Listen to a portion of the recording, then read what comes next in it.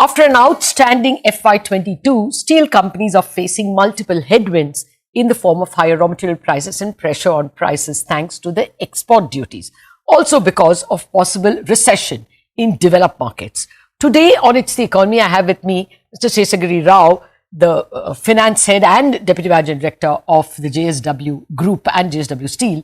Mr. Rao is admired in the industry and even by people in the RBI, Mr. Rao, as one of the most scholarly minds in the industry. So, sir, I also want to ask you a few questions on India at 75. After all, the first step India took as a young republic was to put up steel companies in Bhilai, Rourkela, Durgapur and Bokaro. But first, let's start with the here and the now.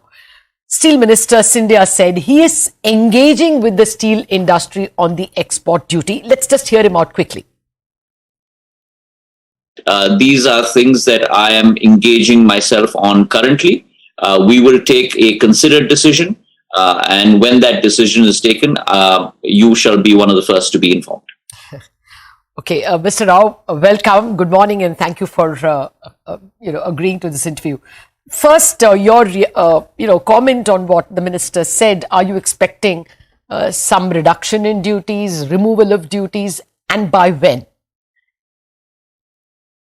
No, if we see the main motive in imposing export duty on steel is to contain inflation, the steel prices after the imposition of duty have fallen by more than 20%.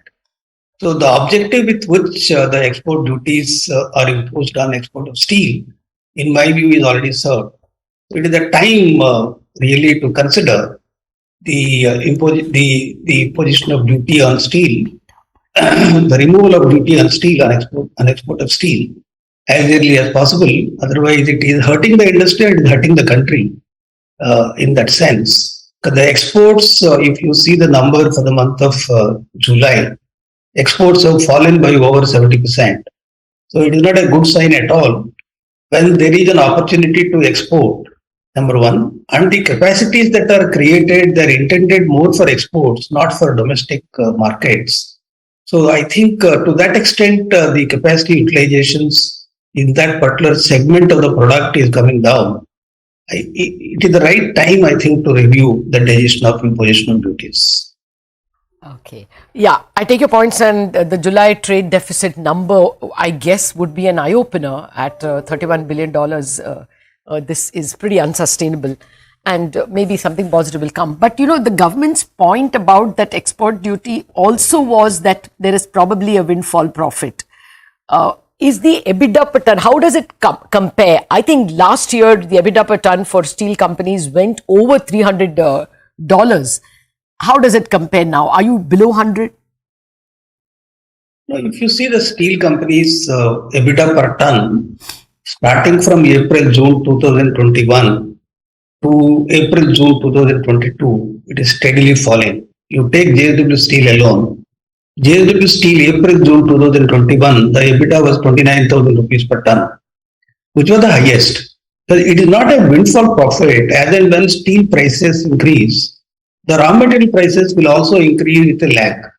So in the quarter one of last year, previous quarter means I am talking about 21-22, at that time the steel prices went up because of the demand came back after the COVID-19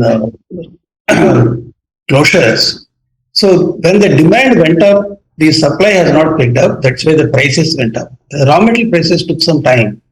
That's why in that quarter, the steel companies made higher Ebitda per ton, but steadily it started coming down. The same number, if I look at April to June 2022, JSW Steel number was 9,600 rupees per ton.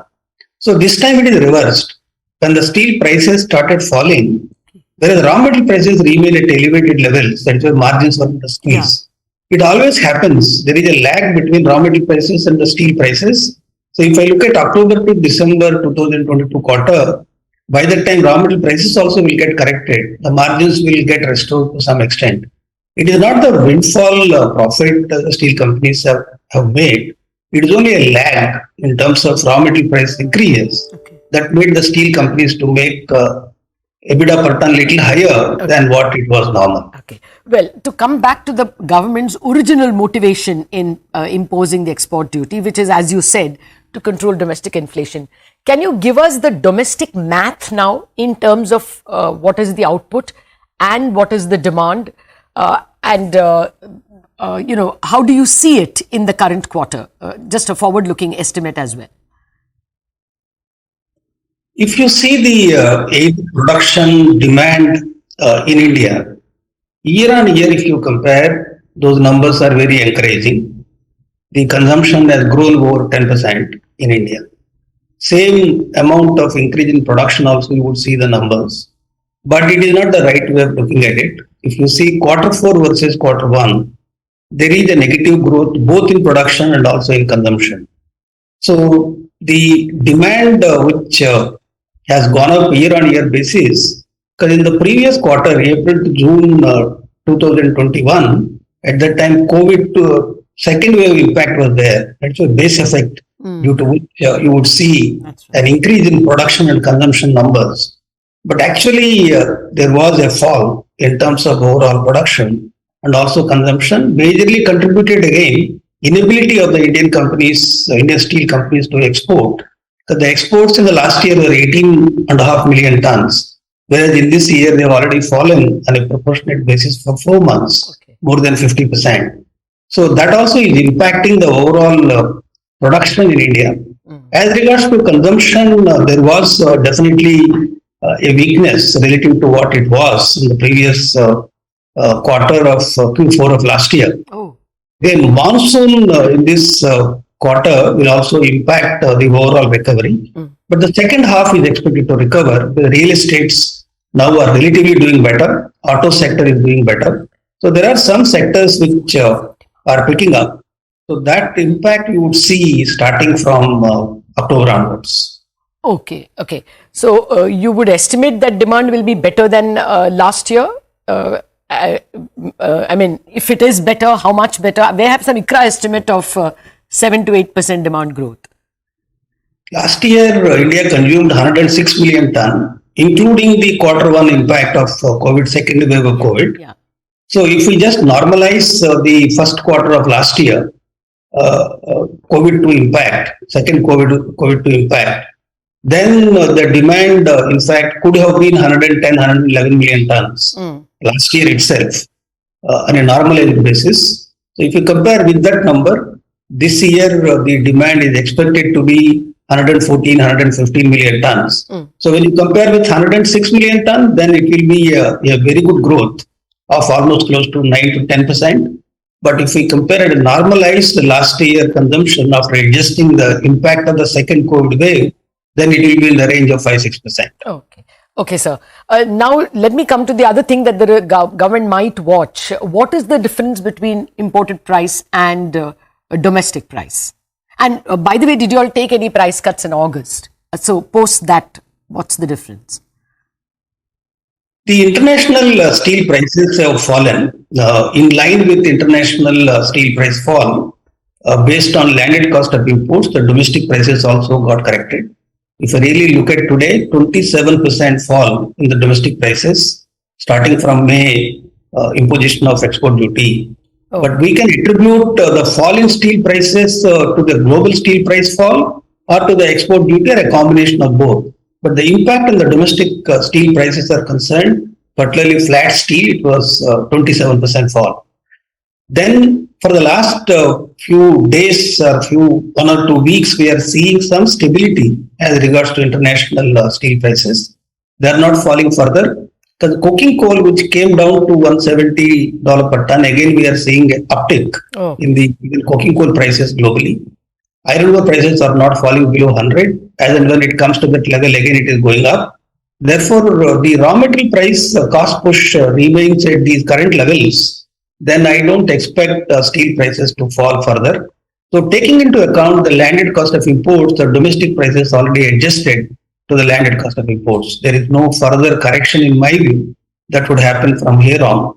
So whatever reduction that has happened as on 1st of August is a one-time reduction for monthly customers. The gradual reduction that has happened over a month of time in the retail markets in the month of July. So it is not an additional reduction on 1st August. It is a reduction that was available in the retail market during July that is extended to monthly customers on 1st of August. Okay. Well, Mr. Rao, let us assume that the duty is removed. Then how do you look at the international demand? Whatever benefit that you may get, could that be lost because of recession or feared recession in some destinations? Global steel demand is falling undoubtedly because of the economic conditions or financial tightness which is there in the international markets. The interest rates are going up. There is a liquidity is getting tightened. So we may have to agree that global demand for steel is weaker than what everybody has anticipated as far as this year is concerned. But at the same time, Chinese are using the opportunity of Russian-Ukrainian war, where almost 40-45 million ton of steel was not available for export in the global markets. The Chinese continuously increasing production month on month and increasing their exports. Okay. Exports, which used to be 4-5 million ton in the last year, so it's already at the range of 7 million ton plus. Okay. Even in the month of July, the latest number which has come is around 6.7 million ton of exports from China. So it is an opportunity loss as far as India is concerned, notwithstanding the global steel demand is a little weaker than it was in the last year.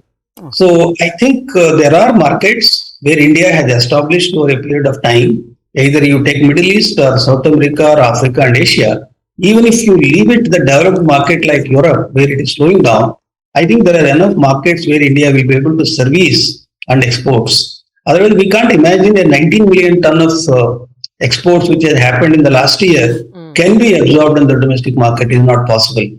Therefore, export opening is very essential for Indian steel companies really to increase capacity utilization. What is also important, there is a 10 million ton of incremental capacity which has come in this year. So today the installed capacity of steel is 154 million ton, which used to be 144 million ton in the last year. So there is an increase in capacity, and there is an export which cannot be absorbed in the domestic market in the current financial year. That is why opening of exports for steel sector is very much essential. Sir, can you just give me a monosyllabic answer? How much may be the inventory now in that case? JSW Steel itself accumulated inventory is over 1 million ton. Oh. So if you look at the entire industry together, in my view, it is at least 3 million ton more than last year. Okay, fine. Now, sir, I want to come to the big policy question with respect to India at 75. Well, very quickly, let me narrate a story. Former Reserve Bank governor, a very old man now, said that he was once invited by the central banker of South Korea for lunch. And our governor told him that, in the 50s, there was a joke in India that South Koreans were impressed by this big India story. And they came to visit India to see what is India getting right. And the governor told him the joke is that they went back and did exactly the opposite, which is why South Korea is a miracle. Now, the South Korean governor said, sir, you have got it wrong. A band of South Koreans did come to India. And what we learned from India was that we should invest in steel. We came back, we invested in the private sector. That's what we did different. Now, sir, if you can look back, do you think we have course corrected adequately? From the 90s when JSW started growing, the private sector has got a clean run. What would your comment be on policy and what would be your ask? Yeah. So steel sector, if you see 1990, which was 15 million ton, today it is 154 million ton. And the proportion of the private sector in the overall steel capacity and steel production has increased substantially due to various reforms that have been undertaken by the government of India. So these cannot be undermined. But at the same time, going forward, if I look at the next 25 years, the steel production or steel consumption in India is expected to grow by 4 times than what it is today. If we have consumed 105 million ton in the last year, the overall consumption, including the export opportunities, if we look at it, there is minimum 4 times opportunity in India. So that is the kind of growth opportunity in India which we are seeing. At the same time, India is bestowed with high, good, adequate iron ore resources in India. So we will be capable of producing steel at a very competitive price.